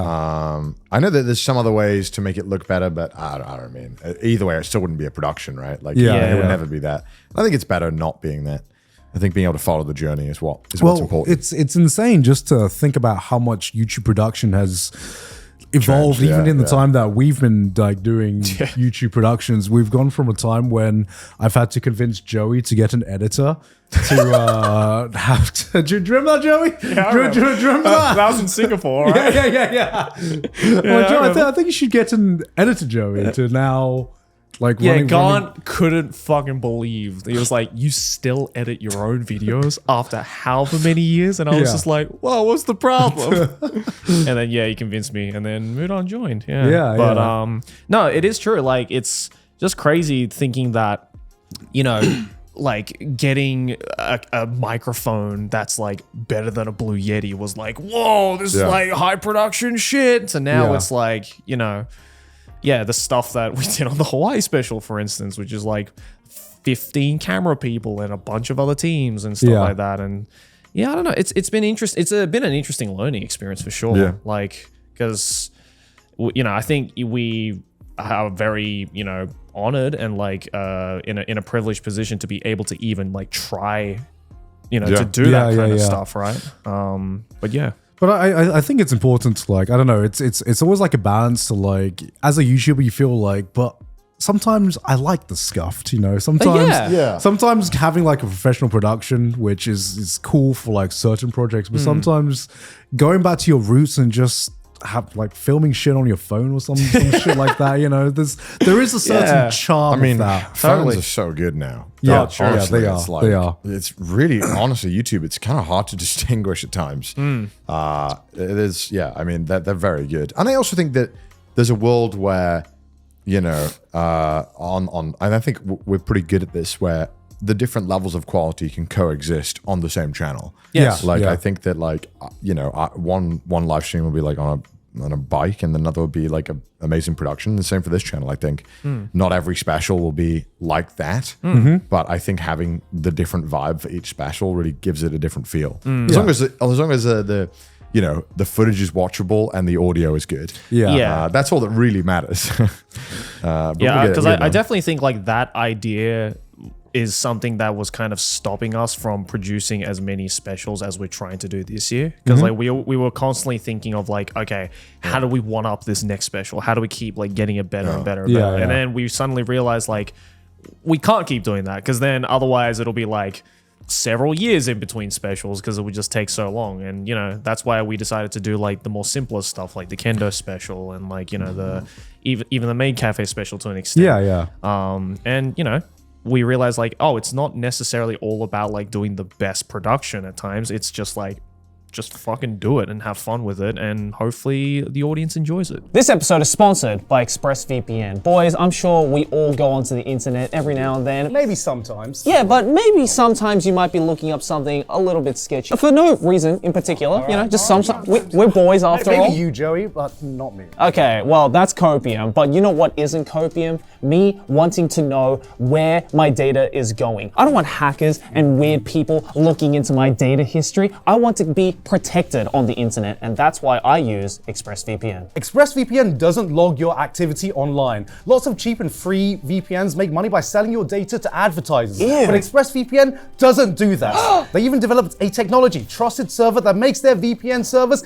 incapable of storing any data at all. Not to mention, ExpressVPN is also lightning fast, because they now use Lightway, a new VPN protocol they engineered to make their users' speeds even faster. Compared to other VPNs, ExpressVPN is always blazing fast. It lets me stream videos in HD quality with zero buffering. Not to mention, it's so easy to use that even Joey can use it. Even me? You just click one button and that's it. You're connected. That's so easy. And it's not just us saying this. CNET, The Verge, and many other tech journalists rate ExpressVPN the #1 VPN in the world. So protect yourself with the VPN that we use and trust. Use our link, expressvpn.com/trashtaste today, and get an extra 3 months for free on a 1-year package. That's expressvpn.com/trashtaste. Visit expressvpn.com/trashtaste to learn more. Back to the episode. Speaking of YouTuber production, what do you guys think about the Watcher controversy? Oh my god, that happened recently. Jesus. Do you know about it? Yeah, I did see it. I mean, someone must have told them that they thought it was a good idea. I just can't don't know. fathom it. Yeah, I can't imagine. I was like, I don't know why they all got together and they were like, yeah, that sounds like a good idea. So if you haven't been keeping up with like YouTuber drama, this group recently that I believe originated from BuzzFeed. Yeah. Similarly to like someone's group like the Try Guys, broke up from BuzzFeed and did their own YouTuber series. I wasn't really aware of them. I've seen a couple of their videos. I'd seen a couple of their videos from like the BuzzFeed era. I didn't realize they had broken off and made their own group. But they had a very dedicated group that were doing very, very well. And then they decided for about 1 day, maybe 2 days, I don't know how long this decision lasted for, that they were going to say goodbye to YouTube and start uploading on their own streaming service behind a paywall. For a fee. Yeah. For a fee. Which, you know, we have something not exactly like that. We have a Patreon, you know, where we have content on our Patreon, which we feel is not exactly the content that we would upload on YouTube as it is, which is why we feel comfortable uploading on Patreon. But, you know, this group made a decision to like say, hey, we're going to keep continuing making the content that we've made this entire time, but now we're going to put it behind a paywall. Yeah. And I mean, the internet, the internet was pissed. I mean, you know, kind of rightfully so, to be honest. I mean, the golden rule is like your main content, the thing that people come for and find you for should never be paywalled. Yeah. Yeah. You know, obviously we have Patreon and we have paywalled content that's like very small, but it's not like the main show. Right. It's like if we don't paywall the podcast, you know. No. Well, hold on. Let's not write it off completely. No, Joe. Here's an idea, guys. I have a brilliant idea. Well, actually, like one of the main things that like very I mean, what the Yard does, and I think what like Fioran does, like they paywall like the last hour of the podcast. Oh, I see. But it's almost just like an additional podcast. Yeah. Right. But they did that from the very start, which I think is like that's what it's all about, right? I think it's like setting expectations. Whatever the expectation is from the get-go, that's what it is. If you don't like that, you don't have to become a fan. Yeah. You don't have to like, you can be like, I don't gel with that. I don't really fuck with that way of making content, so I'm not going to watch. Yeah. But I think the problem is that when you've given something for free for so long, there needs to be a damn good reason why you would take it away. Now, obviously, because I like money. I mean, there's probably money, and I definitely, because I assume they're based in like California. Yeah, no doubt their cost of running a business is way higher, of course, than what it would be to do it in like Idaho. I mean, like if we were to make like 4 Hawaii specials in a year, we'd probably like spend the entire Patreon budget. And more. And they were like trying to like make that like a kind of like a weekly I think show. If Trash Taste was in California, it would be a lot harder to do certain things just because of how expensive everything is to film. 100%. And that's the reason why when we started the podcast, we just had Maylene who pressed the record button on the camera, who was just helping us because she wanted to help us succeed. But that was literally just us 3 in a camera, which I think makes sense, right? But and even if we paywalled everything, then it still wouldn't really make sense because you're like 3 dudes in a room. But I think the one good thing is that they realized they fucked up and they backpedaled. I'm curious if it hurts or benefits them having this giant controversy, because they backpedaled, and I feel like the loyal subscribers are happy and are cool with it. Yeah. But I wonder if they got any new viewers from all, because I'd never fucking heard of them. Well, yeah, I was about to say, like, I'm sure a lot of people found out about them through this controversy, right? And maybe, they're maybe like, that's a big brain way of handling it. Yeah, exactly. And like, unlike a lot of, like, as Charlie said in his video, like, they actually did something very commendable and very rare that YouTubers ever do. They actually said sorry in a video. I can't believe that's the gold standard. Yeah, that's the gold standard for YouTubers. They actually said, I'm apologizing sorry. now is acknowledging that you made a mistake. Yeah. And making changes. Yeah. And that's somehow just the gold standard of YouTube apologies. Yeah, exactly. Which is ridiculous to think. Yeah, I think we've got like a really special thing that we can make content and do it for viewers who can't afford to get to, like, if you or just don't want to go on the Patreon. It's really special that we can just upload content and we can make a living. And people can get what they want for free. That's so fucking cool. Yeah. And a lot of the time, it's way fucking better than the stuff that I want to watch on like a streaming platform or TV, right? Because it's like so niche. Like whenever John uploads a 2-hour video, I'm like, this is better than movies to me. Like this is so much more like dopamine for my brain. Well, it's interesting you say that, because one of the big reasons why the Watcher, why that group wanted to go to this like new model was because they said, we want to make television, like we want to make television shows. Sure. Like we want to make television productions. And I'm, I remember hearing that and I'm like, should that be the end goal for like YouTubers to make television productions, or is that something that you think doesn't really belong on YouTube? See, that's the thing, right? It's like, I think it depends on who you ask. Like some people will say like that's almost regressing in a way, right? Like just going back to the whole TV thing, whereas like, some people say like, well, I think it's pretty amazing that like a group of people who don't have any experience in making TV productions quality stuff is like actually going out there and doing something. Okay, but when we say like TV production, like quality, what do we mean by that?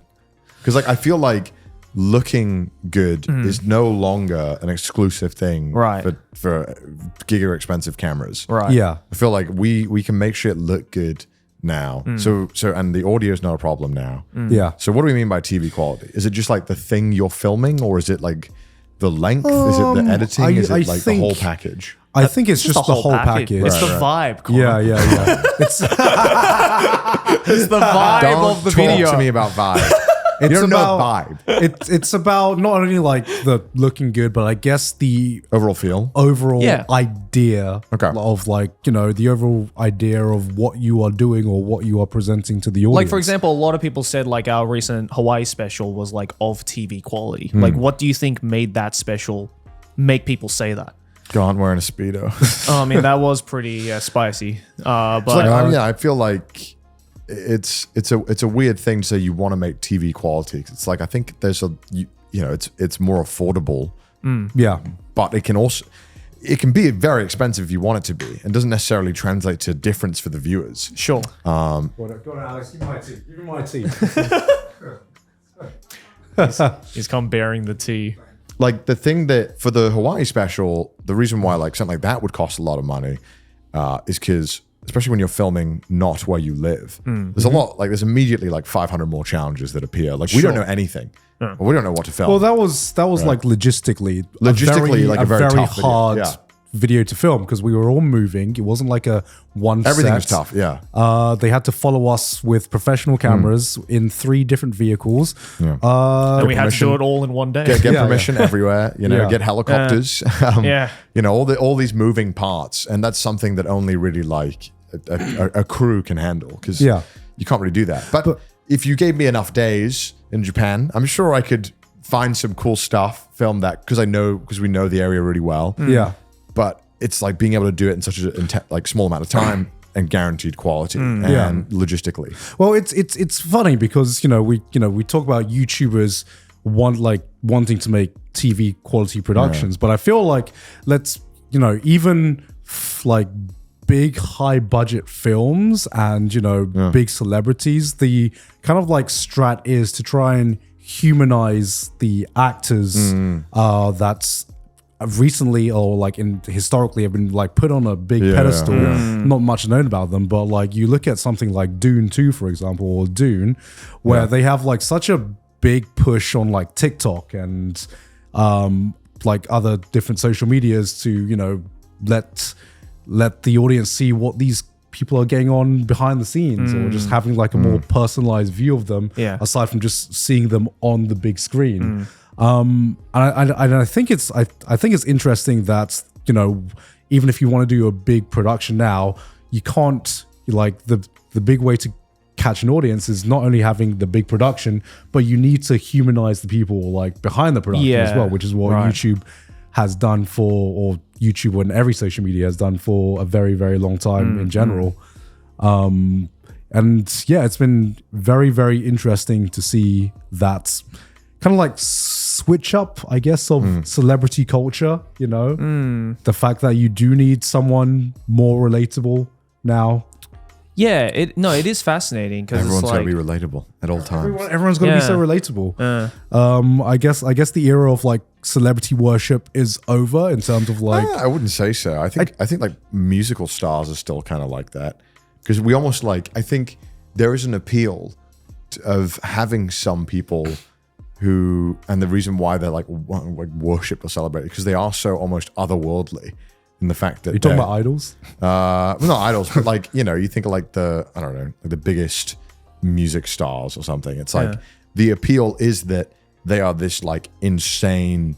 They are living these insane lives, making all this crazy music, and I think there's something that our human brains are intrigued by when you see someone who's like, I never fly commercial, I fly a private jet, and I make music, and I travel the world, and so you're like, oh, okay, that's kind of cool. I mean, yeah, but I feel even then, like, say for example, like a lot of like the biggest rappers in the world right now, right, are pretty active on like their Instagram stories and stuff like that. And, but it's still different. Like I feel like the reason why, like X Factor or like American Idol stars. Because they always give them a very relatable story, and then they win it, and then no one gives a fuck because they're not pop stars, so they're not rock stars, right? Well, the mystique's not there anymore. You need, and I think that level of mystique is almost like, especially in music, I feel like is important almost. And I think social media, even though it's humanized them a bit, I think it's still because the shit they're still doing is so weird and like unrelatable. Yeah, I mean, I don't know. Like sometimes it's. sometimes, like you said, you see, especially like a lot more rappers on like social media now, and when you see like rappers beefing with each other, I'm like, this actually ain't too much different to like YouTuber beef. Did you see that? The Kanye tweet? Did you see this? No, what was it? Okay, so backstory. Right now, Kendrick Lamar. I don't follow. Okay, so right now, Kendrick Lamar, J. Cole, and Drake, three of the biggest rappers in the world right now, they're beefing, right? So Kendrick hates J. Cole, Aren't they always hates doing Drake. this or some shit? Yeah, but like this time they went like fully in. J. Cole took an L, unfortunately. And then Kanye was like, I'm going to get involved in this. And he literally, on his Instagram, he posted like a meme picture of like a guy and a girl. And the girl's just like, do you listen to J. Cole? And the guy's like, no. And then the next panel is the girl sucking him off.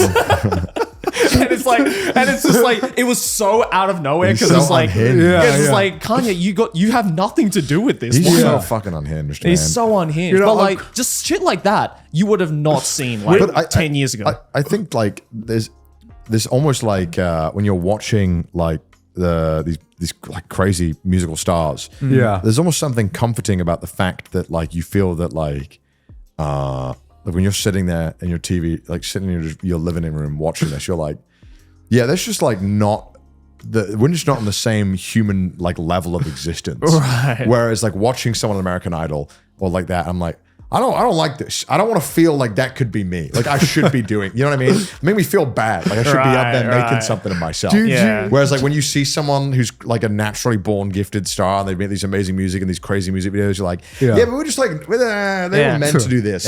He's on another planet. You know, I think there's that kind of aspect too in a weird way. Fair. I don't know how to explain it. Does that make sense? I don't know. I get what you mean. I get what you mean. Like we like this mystique of people who are like, this is them. Yeah. But like, I feel like that barrier is like breaking down. It is. Because I remember the exact moment. The first time I felt this way was, you know, with like big like sports stars, and I remember like the first time feeling this way was just like it was actually. Do you remember like the ALS Ice Bucket Challenge? Yeah, where it was like seeing all these celebrities like just filming on like shitty phone cameras about doing this thing. I was like, I have never seen this face not in like HD 4K whatever environment they've been in, and just like seeing them on like the shitty like 10 like not even 1080 like 480 pixelated phone camera doing like Ice Bucket. I'm like, oh, okay, they're actually like a human being, which my mind knew, but it didn't like, so it didn't feel that way because of like the way I'd seen them portrayed in media. And now we're getting to like, do you reckon in like 10 years we're gonna see like presidential candidates like slagging each other off through memes on Twitter or some shit like that? Isn't that already kind of happening? That's what isn't that happening? I'm pretty sure that's happening. I don't know if it probably is already happening somewhere down like. We're gonna see presidential candidates like making like diss tracks on one another. Did Biden or something post the meme or something? Yeah, he posted the laser eyes meme. Oh, he did. He did. Oh my god! Like sold a cup with it. Yeah, it's really weird. It's very, very weird. Oh my god! Jesus Christ! Memes just taking over. Oh my god! Yeah, this is very odd. Very odd. This is like the odd future we're in now, where memes have just become an important part. Memes are going to become ratio people, right? Like, that's what you do, man. It's memes are going to become an important part of history, and yet, you know, no matter what, the one thing that will always prevail through is just cat videos. There's cat videos. I feel like has transcended time and space. Yeah, cat videos are in now again. Yeah, they're in now again. They're back. Were they ever out? I feel like they're more in right now. More in than ever. Yeah, I don't know, more in than they have been for a while. Have you seen the recent meme trend of like using cat like reaction images to break down history and that's really good. It's really good. It's the one where like whenever there's like something traumatic that's happening, there's a cat that's just going like oh yes, I have seen and then there's like the two cats that are talking, there's like meow meow meow meow meow and the sad cat going meow. Oh my.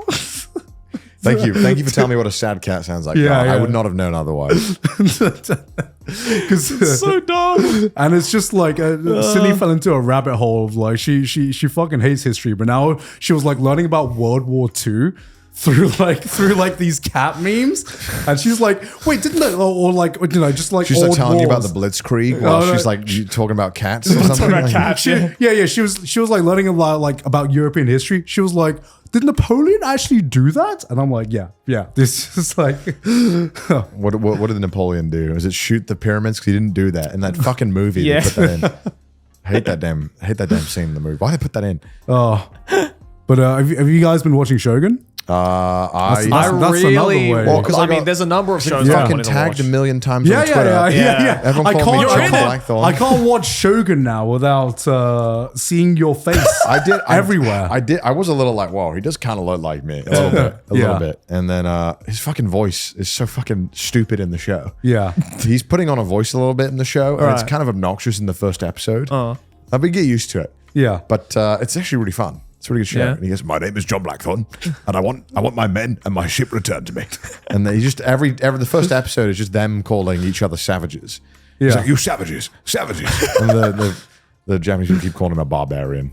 Why, Yeah. why does he sound like Chris? That is that, have you watched it? Is that what he sounds like? It is Really? He goes, that was actually a really good Yeah. impression. He's like, "I'm Yeah. trying to find the Japans, and this is you and Portugal." It's really good. It's actually so good. Yeah. I've heard very good things about it. Because like I feel like the one thing that they've done so well is that they've turned translation into such a really cool way of doing storytelling. Yeah. like the way Right. when being words are being translated in between characters, it tells so much that's Yeah. left out. Yeah. It's so cool. I think I'm sure there's been I'm sure there's been shows like this before, but I can't remember the last show that is a Western production, but is so heavily based on a completely different language, right? Because there are English-speaking people in it, like the John Blackthorn. Well, the one weird thing is I found is that like they all speak Japanese, but then Yeah. when they're speaking English in the show, they're speaking Portuguese. Yeah. Which is weird. Yeah, a little bit in yeah. my head, which took me a little bit to get used to, because you'd be like, "Oh, he speaks fluent Portuguese," and then you'd go, "All right, hello, my name is Connor," and you'd be like, "What?" Right. Yeah. But yeah, that's the only thing that was bothering me for a little bit. That's the only thing. But yeah, because like I would say most of the dialogue is actually in Japanese. Like 80, Right, like 80%, like 80% Japanese 80%. dialogue. And obviously the main character can't speak Japanese. At least he can't at the beginning. I don't know how proficient he gets later on in the series. I've only watched like 4 episodes. So, but there's a lot of scenes that hinge on, whether his words are being correctly translated to whoever he's trying to speak to. Right. And it was like, it's such an interesting dynamic that normally a lot of shows or movies just go past, which is just like the translation between two people that don't speak the same languages. There's this extra barrier of like trust with the translator themselves to really translate. And sometimes the person translating what the main guy is saying is like, okay, so the main guy is British, right? But a lot of the people in Japan are Portuguese. And obviously the British and the Portuguese are at war with each other. Yeah. So there's this extra layer of, obviously the Portuguese doesn't exactly want to translate what the English guy is saying, because he's just fucking slagging them off and kind of Because at this time they didn't know about like everything else. Yeah. going on. yeah. So there's So like it's like 1600s. yeah. So there's so many different layers going on between all the different factions, and it's such a well-written show about how it brings it all together, like the politics of like the Japanese side, and bringing this external amazing. factor of really the good. English Yeah. person. I hate to use the term Game of Thrones, but That's what everyone's saying. They're like, That's it's what like the ev- next Game of Thrones. it's like the television. next Game of Thrones. It's like Game of Thrones in Japan. No, it's interesting because like I haven't watched Shogun yet, although I've heard so many good things about it from like Chris and like obviously Yeah. just you guys just now. But like I recently watched a movie. It was actually a Martin Scorsese movie. Okay.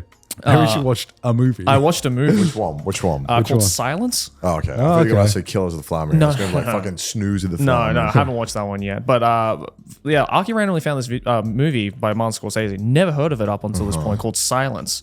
Where it's got like Andrew Garfield, Adam Driver, Liam Neeson, and it's about kind of a similar plot point, similar timeline where like the Portuguese first come to Japan to like introduce Christianity. Oh, I know this movie. I've been meaning to watch this one. Yeah, it's fucking brilliant. And it's kind of the same thing where it's like they have a bunch of like actual proper Japanese actors who, most of the time only speak Japanese. And like, because the whole thing's set in Nagasaki, they're all speaking in a Nagasaki dialect.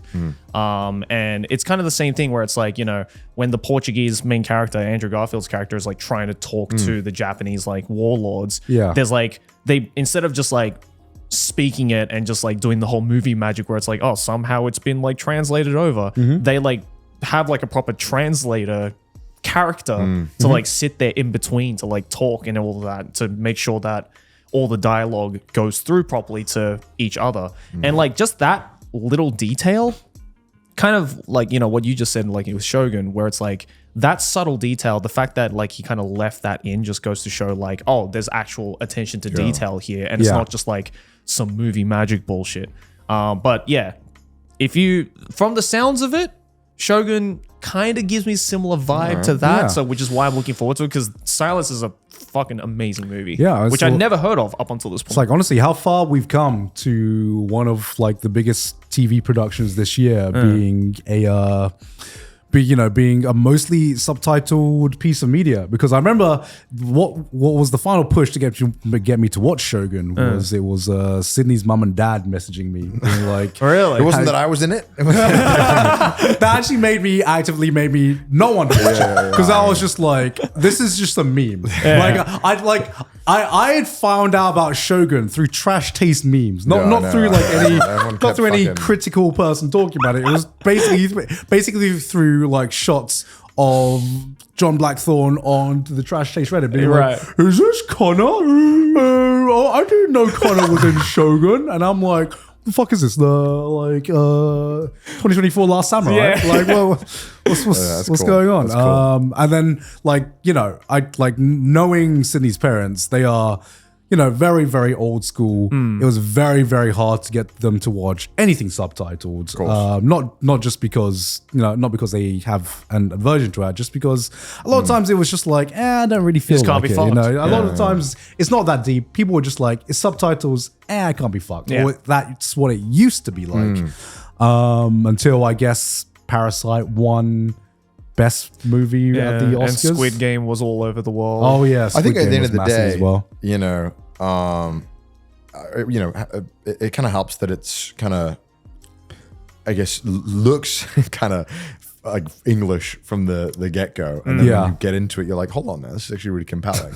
So I think there are probably some people who probably didn't want to watch a subtitled show, but the show starts off in like English for like 2 minutes. And so I'm sure probably like some people, they were probably like, okay, hold on, this is pretty cool. They tricked them into I think honestly sometimes there needs to be a dangling carrot, right? Like, because I remember the first time I got into anime, I really didn't want to watch it subbed, because I just never had done that before. So I was kind of not used to the idea, but Attack on Titan kind of made me be like, all right, hold on. Was it Attack on Titan? Attack on Titan was the first one that made me watch subbed. Not Death Note. I thought it was Death Note. No, Death Note. I watched dub. The Death Note dub's amazing. Yeah, it's really good. If I ever watch Death Note, I still watch the dub, because I think the dub is so good. They really knocked it out of the park. Even though I know that the Light Yagami is very famous, the Japanese voice actor. Oh yeah, Miyano Mamoru. But yeah, no, it's such a good show. I haven't finished it yet. I really want to though. Yeah, I mean, it's like it's also insane to think. Like I saw like statistics recently about you see some of like the top trending shows in the world right now, which obviously are like shows like Shogun. But the talk on social media now, a lot of the times when you see the breakdowns about what shows are being talked about on social media, anime is like constantly up there now with like it's cool to like anime. Well, now, it's I think it's great as well that subtitles are at least for the younger generation, people growing up now, doesn't seem to be an issue at all. No. I mean, the Jujutsu Kaisen fan base is just fucking solo carrying so much. It's Jujutsu Kaisen and One Piece are just like up there right now. I mean, big shows like that is what cracks the door open for a lot of people to get into anime. So I'm more than happy when a bunch of normies come in And I hate saying normie. It's so arbitrary. What do you think is a normie? What defines a normie? Someone who just watches just Jujutsu Kaisen. Do you remember? But I don't care. Like, I know people are like, oh, well, it's so annoying. No, it's like, you know, I said this when I was live streaming the other day. Like, anime fandoms are more split than ever. Yeah. Like someone who watches like domestic girlfriend. Why did you say that? Because you are frankly just not watching the same kinds of like, you don't even remotely. We are not the same. Yeah, you are literally experiencing such a different like. But even then, like you know, when you talk to Japanese people, like when I go to bars and stuff, unless I go to like a manga or an otaku themed bar or something. Yeah, if I'm just talking to Japanese people, I'll be like, oh yeah, I like Zankyu no Terra. They'll be like, what the fuck is that? They'll be like, oh, what the hell is that?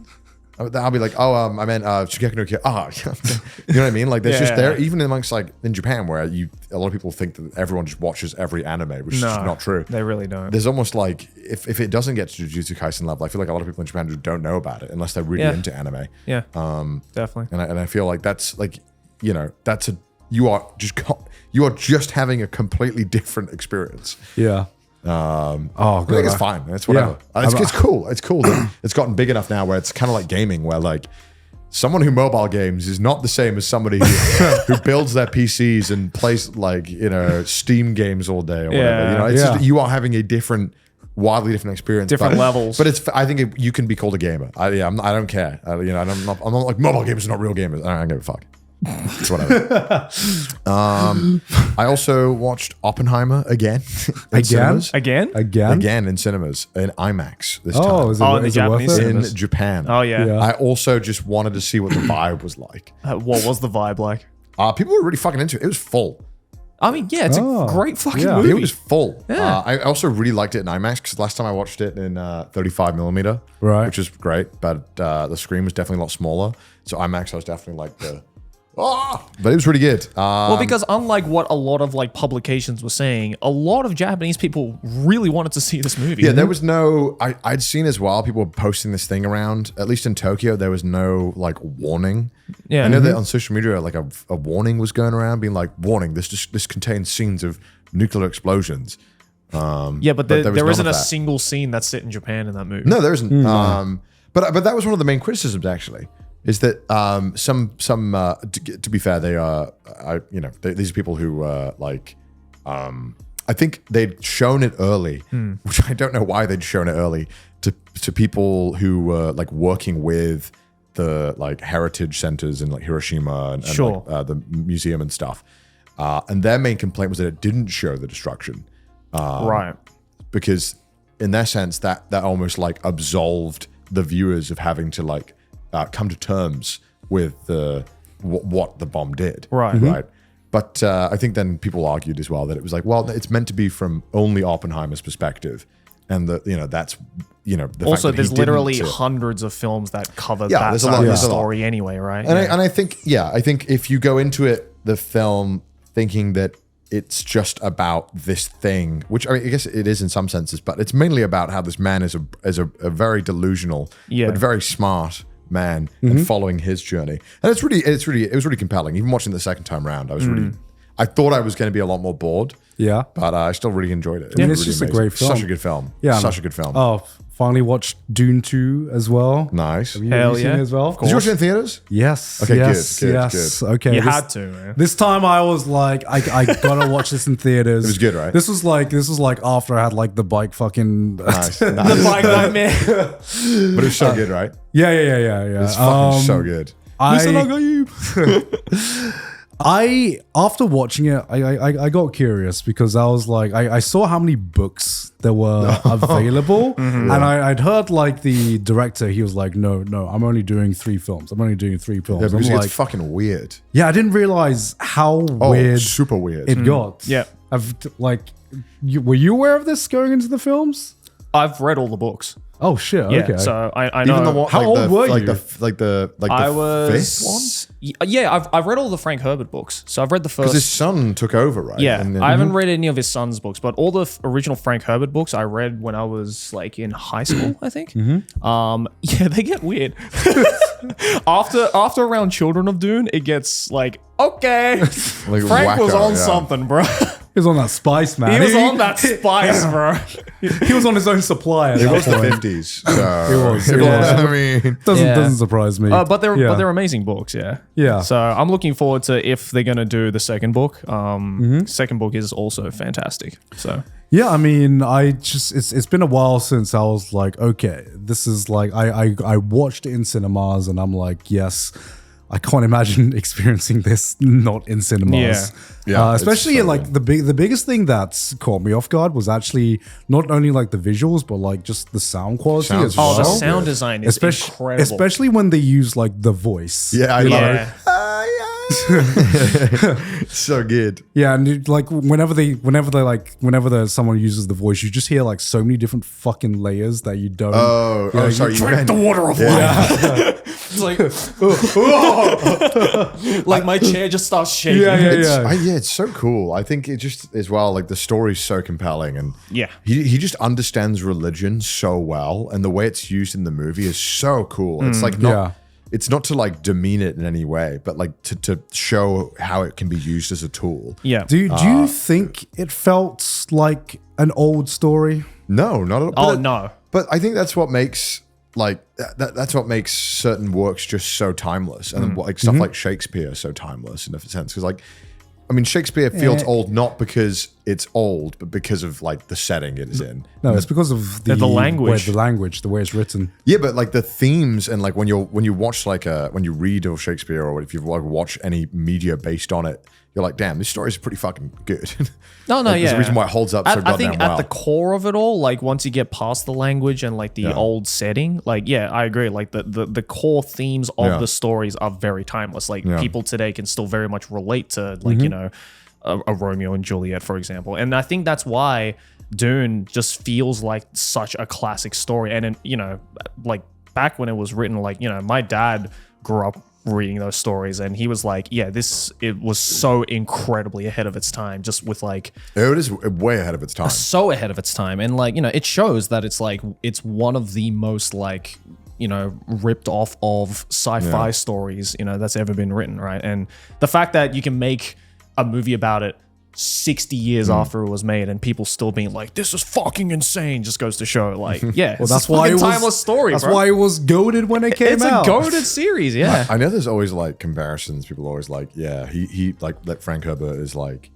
to sci-fi what Tolkien is to like fantasy. Fantasy, yeah. But yeah, it did make me hype for Lord of the Rings again. For like 2. Me and Chris were quoting Lord of the Rings the entire cycle. I don't know what. I think watching that, you're like, you just get hungry for more worlds that are like of that Like level. expansive like Yeah, that. and then you just think like, God damn. Every time you just sit, well, you haven't watched Lord of the Rings, right?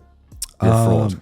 No, I have. Excuse fraud. me. He watched a little bit of it in Excuse Hawaii, me. remember? Excuse me. I watched the third film. That's crazy that with you would like you guys. That's crazy. With you guys. Excuse me. I just can't believe that like you haven't watched it. Yeah, Like, that's it's wild to me. It's like it's like in terms of it's like Dune. It's like in terms of like the expansiveness of the world and how fucking good it was. Yeah. Yeah, It's I can so imagine fucking that. good. It's so good. Watching Dune did make me think. It was just like, because it did make me think. When do you think the last time we had like a truly original story? Like, how can I say this? Because in what genre? Like in sci-fi?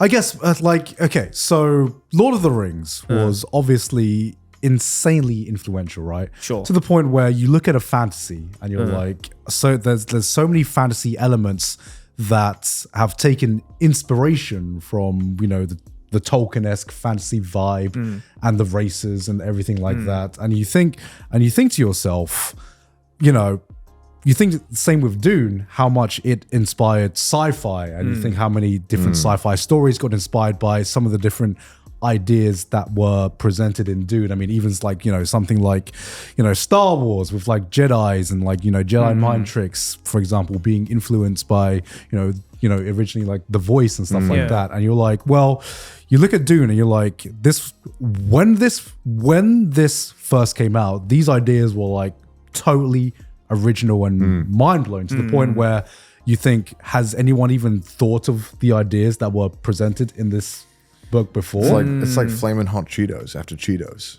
It's like mind blowing, game changing. Who thought of this? and Didn't quite get that. It's like you're like, how can we ever go back to Cheetos? Oh, that's true. That is true. How can we ever degrade from this? and yeah. Shit, he's right. I am right. We didn't know chips could taste that good. Yeah. I can never eat Cheetos again. Yeah, and it just made me think, man, this has been this influential and it's still relevant this many decades later. When was the last time I saw something that, I guess, has there been a piece of media that's come out in my lifetime that is going to be as influential, as original as something like a Dune, a Lord of the Rings? Is it even possible? It's I'm sure there will be. The Avengers.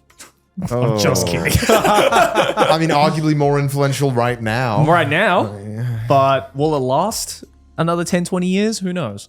Yeah. And even then, it's not it's not like a period of its peace or anything. But like, there's I think there's a difference between like Pokemon? a trend and like a piece of media Like a that's timeless like thing, truly right? Like a cult timelessly classic. influential. Because like trends follow money for one. They follow like whatever. would you consider then like a cult classic to be kind of in the same caliber? What do you mean? Like in the sense that, a cult classic was, could be made like, 30, 40 years ago, but people still openly talk about it, and even the younger generation find out about it because of its cult classic status, and then the talk of that cult classic just keeps going on forever and ever and ever, right? Like What are you talking about? Like I know you have a Pulp movie in Fiction, mind. for example. Okay. Right? Or like any of like the early Tarantino films, right? Like people today. Is Pulp Fiction influential? Yeah. Yeah, I'd say so. I don't know, because I see Tarantino films, and Tarantino films are so Tarantino. You know what I mean? He is influential. Are you kidding? I guess to me, like I don't really see anyone really encapsulating what makes, or like doing a Tarantino film as well as like Tarantino does. Well, I think that's what makes Tarantino so good, is that no one can really replicate it, for instance. Yeah, it's just such a unique style. Yeah. Obviously, he's an influential filmmaker in the sense of like, he is very, very good with some of the dialogue scenes and just, natural dialogue, and especially in Pulp Fiction, the way like a story is presented. But I can't really think of any other films that I watched that I can think of off the top of my head that I'm just like, oh yeah, this feels like a Tarantino film. I can't really think of anything. I don't know, because everything I think of is like, oh, this is so. Every Tarantino film is so uniquely Tarantino. You know what I mean? No, I get that. It's such but a like, guy conversation. Just sitting here. This is what dudes do at 3 a.m. yeah. They'll be like, The girls are like, I bet he's cheating on me. It's like, they're what just- makes a Tarantino Yeah, film a we're just Tarantino talking- film? Why do guys just love Tarantino? Let's discuss. Why is Kill Because we Bill just so love good? feet, man. Yeah, we just true. Oh, fucking love feet. No. Okay, like I remember I kind of had this feeling, right? Because like as a Tarantino fan, I totally agree. It is very difficult to find that Tarantino vibe from a non-Tarantino work, right? But sometimes you can catch like whiffs of it, where it's like it might just be pure coincidence, or maybe the Tarantino vibe is like some kind of like formula to it that like just someone just happened to figure out, right? Like I know this is gonna be weirdest like comparison right now, but like I felt the Tarantino vibe when I watched Durarara. Or because they split it the way. Not the only time. because of like the same story from the multiple like things, perspectives rather, that all coincide with one another, but also just the fact that like simple dialogue exchanges eventually keep building up and up and up into a batshit insane conclusion. I can see that. You know? I can see that, I guess, but I don't know. There's something about Tarantino dialogue that is just Oh, it's unmatched. so insane. Yeah. It's like Only Tarantino can do like a 15-minute segment of two dudes talking about foot massages. Like no one else can write that. Yeah, You know? I mean, that's just he has such a deep understanding of like just conversation. Yeah. And like Just bro what is talk. like a real conversation sounds like. Yeah. But how to then also cut out the aspects of real conversation that don't add to characterization or story. Yeah. That's why it's so good. But anyway, Yeah. we've been recording for a little while now, and we've got more to record. So thank you so much for watching this episode of Trash Taste. Jerry, tell them the thing. Hey, look at all these patrons. Oh, You know, I'm sure many of these people supported us for the Hawaii special. I hope Yeah, so. I Because hope it got so. age restricted. We got age restricted, but check it out if it's still up. I don't know. If not, then make sure to follow us and support us over on Patreon. By the way, every single week we have a Patreon exclusive video, and we have one for you guys this week as well. Mudan, play the clip. play the clip. Play the clip. Hey, wait, what does the axe do then? Chop trees. Okay. Stop. Are you hitting the ground with your brand new diamond sword? Bro, it's a diamond. It's not going to do anything. No, I dropped the diamond. No. No. Fuck, where did it go? Oh, it just fucking landed in the lava. God damn it. All right, well, I got Is it two. gone? Yeah, it just got disintegrated in the lava. I picked up two along the way, though. How the hell did you see lava, Joey? What the fuck? Look, if you come over here, Garnt, you can see it over here. All right. Bro, what the fuck? What the fuck, bro? What the fuck? But hey, if you'd like to support us and check out all of the Patreon exclusive content, then make sure to go to patreon.com/trashtaste. What are you doing? Also, you can Go. follow us on What are you Twitter, doing? send us some memes on the subreddit, and if you It's hate our ready face, right listen to now. us on Spotify. And next week, we will still be here, sitting on these couches, waiting for you. So we'll see you guys then. Bye. Bye.